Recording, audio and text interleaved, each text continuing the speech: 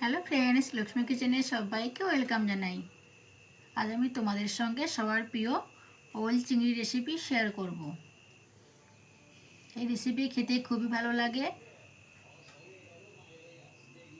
এখানে দেখো আমি ওলগুলো ডুমো ডুমো করে কেটে নিয়েছি আর চিংড়ি মাছ নিয়েছি, ধুয়ে পরিষ্কার করে লবণ হলুদ মাখিয়ে রেখেছি।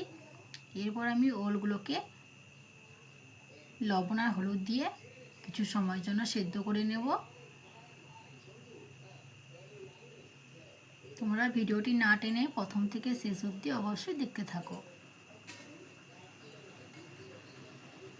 এরপর আমি কিছু সময় দেখো ঢাকনা দিয়ে সেদ্ধ করে নিয়েছি। এরপর আমি ছেঁকে নেব।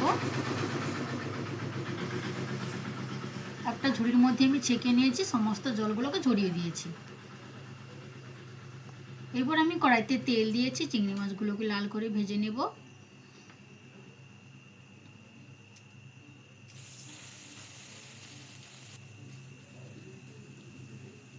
আমার এই ভিডিওটি যদি তোমাদের ভালো লাগে একটা লাইক আর আমার চ্যানেলটিকে সাবস্ক্রাইব করে দিয়ে সবাই আমার পাশে থেকো। চিংড়ি মাছগুলোকে ভেজে নিয়েছি। আবার কিছুটা তেল দিয়ে ওই কড়াইতে ওলগুলোকে আমি ভালো করে একটু ভেজে নেব। ভাজা হয়ে গেছে, এবার আমি নামিয়ে নিচ্ছি।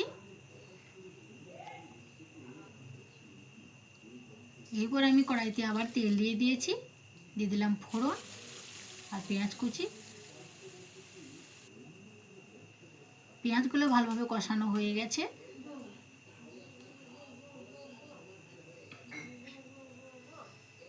এরপর দিয়ে দেবো আদা রসুন বাটা।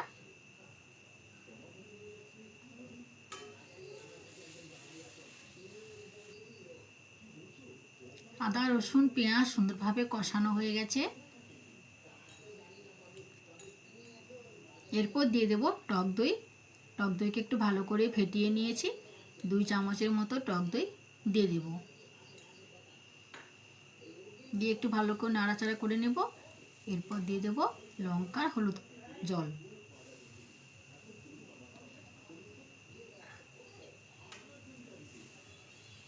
দিয়ে একটু নাড়িয়ে নিচ্ছি।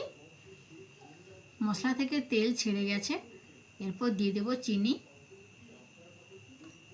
চিনিটা দিয়ে একটু ভালো করে নাড়াচাড়া করে নেব। এরপর আমি দিয়ে দেব ওল। ভেজে রাখা ওলগুলো দিয়ে দিলাম মশলার মধ্যে। দিয়ে আমি একটু সময় দিয়ে একটু নাড়াচাড়া করব। তোমরা অবশ্যই এই রেসিপি বাড়িতে বানাবে, খুবই খেতে ভালো লাগে আমার এই রেসিপি দেখে।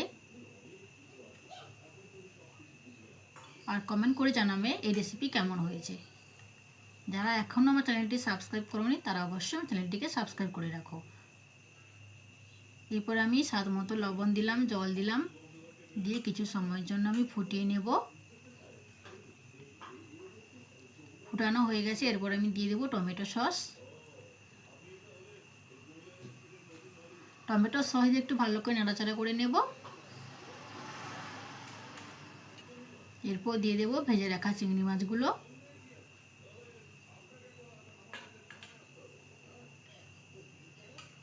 চিংড়ি মাছগুলো দিয়ে আবার কিছু সময় আমি ফুটিয়ে নেব।